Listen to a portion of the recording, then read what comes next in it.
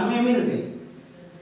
तो इस तरीके से भौतिक चेंज को हम रिवर्सिबल प्रोसेस, मतलब एक पदार्थ से दूसरे पदार्थ का बनना, फिर दूसरे पदार्थ से पहले पदार्थ का पुनः बनना, क्या है? रिवर्सिबल प्रोसेस है।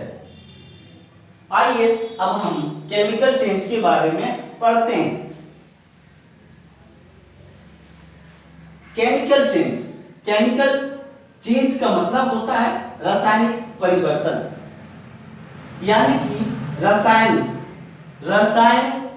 के अंदर होने वाले परिवर्तन को ही हम क्या बोलते हैं? Chemical change. Change in chemical is called chemical change. आइए इसके बारे में डिटेल में हम जानकारी लेते हैं। Properties of substances. अच्छा एक बात और बच्चों, जो फिजिकल चेंज समझ लिया ना जिसने, उसको केमिकल चेंज समझने में बिल्कुल भी दिक्कत नहीं होगी, क्योंकि इसका जस्ट अपोजिट ये है। फिजिकल चेंज का जस्ट अपोजिट केमिकल चेंज है। तो इसको अगर आपने समझ लिया है तो इसे समझना बहुत ही आसान है। आइए, properties of substances are changed from their original substances. इसमें क्या था? Properties of substances are changed temporarily, मतलब बहुत ही पूर्णतया चेंज नहीं हो रहा था। इसमें क्या होगा? पूर्णतया चेंज हो जाएगा। Properties of substances are changed from their original substance, यानी कि जो पदार्थ दूसरे पदार्थ में चेंज होगा, जो पदार्थ दूसरा बना होगा उसका वो पदार्थ फिर से पहला पदार्थ नहीं बना पाएगा। दूसरे point, composition of substance is changed. इसमें क्या था?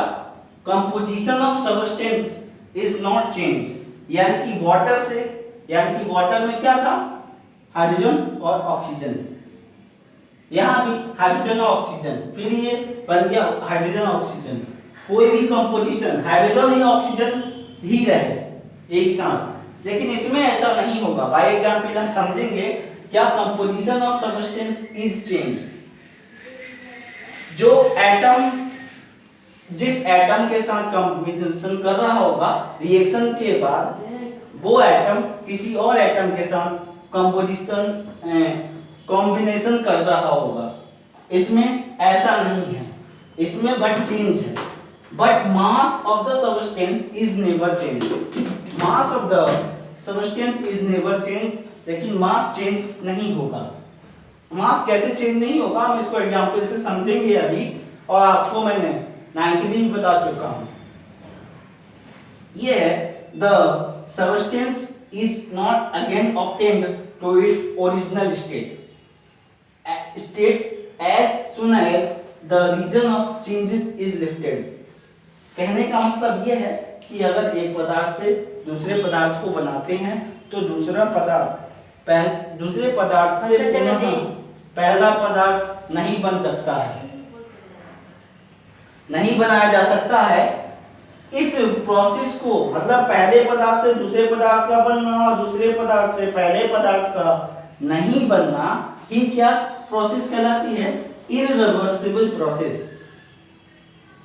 अनुत्क्रमणीय अभिक्रिया या अनुत्क्रमणीय विधि ये है। आइए कुछ एग्जांपल्स हैं जिसके बारे में हम जानते हैं। पहले इन तीनों पॉइंट्स को समझने के लिए देखिए हम अलग से एक एग्जांपल लेते हैं, तभी आपको ये तीनों पॉइंट क्लियर हो जाएंगे। जैसे हम सभी जानते हैं, मैंने आपको 9th में भी कई बार बताया है कि जब अम्ल को यानी कि एसिड को बेस के साथ रिएक्शन करते हैं, एसिड को जब हम बेस के साथ रिएक्शन करते हैं तो क्या बनता है बेटा? तो बनता है salt and water molecule. You know, salt and water molecule बनते हैं। अब इस एग्जांपल से हम जरा समझते हैं। आइए पहले इनके नाम लिख लेते हैं, फिर इन तीनों पॉइंट्स को हम समझेंगे। ये क्या है? Hydrochloric acid,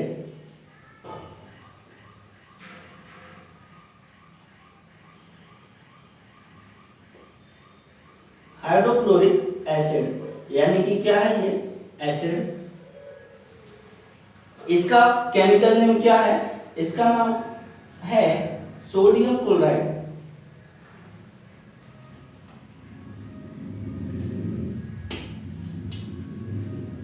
sodium chloride, sorry, sodium hydroxide.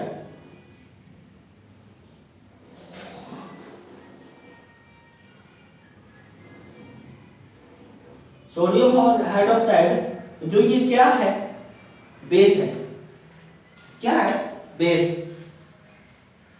NaCl, आप सभी जानते हैं NaCl क्या होता है? नमक, सॉल्ट, जो हम लोग खाते हैं। इसका केमिकल नेम क्या है? सोडियम,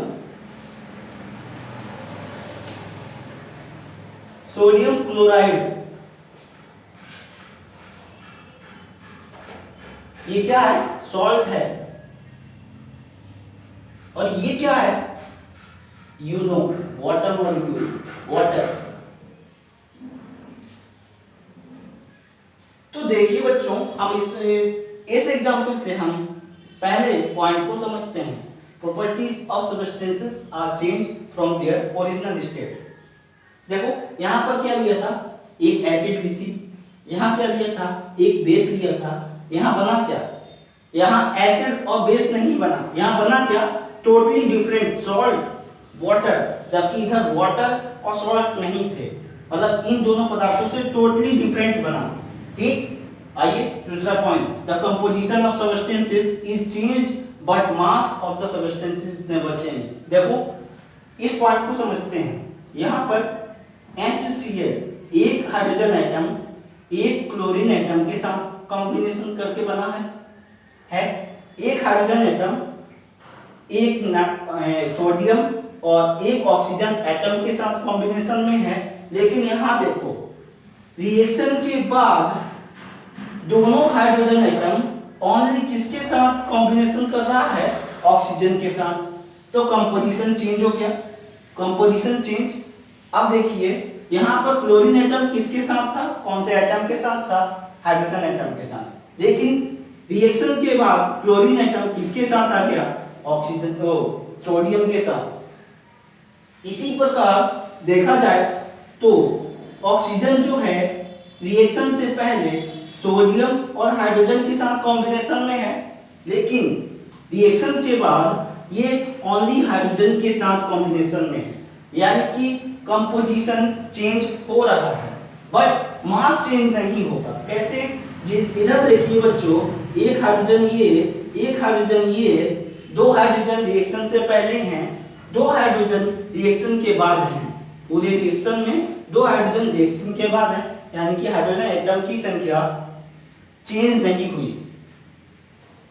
इसी तरीके से क्लोरीन एटम दो हैं, तो रिएक्शन के बाद भी दो ही, सॉरी, क्लोरीन एटम एक है तो रिएक्शन के बाद भी एक ही है, यानी कि क्लोरीन एटम की संख्या में भी कोई चेंजेस नहीं आया। सोडियम एटम एक था, उसके बाद भी एक ही रहा, यानी कि कोई भी एटम की संख्या में ना कोई कमी हो रही है और ना ही कोई एटम बढ़ रहा है।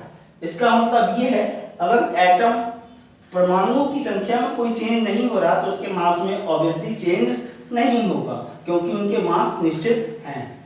The substance is not again obtained it's original state. इसमें ऐसा नहीं होता कि जैसे हम एसिड और बेस को मिलाकर सॉल्ट और नमक, सॉल्ट और वाटर बना लिया, अब इन तीनों को दोबारा मिलाएं तो ये वापस ये बन जाए, ऐसा पॉसिबल नहीं है। तो बच्चों होपफुली आपको समझ में आया होगा। अगले वीडियो में इसी चैप्टर के साथ आगे के पॉइंट्स में समझाऊंगा। Thank you.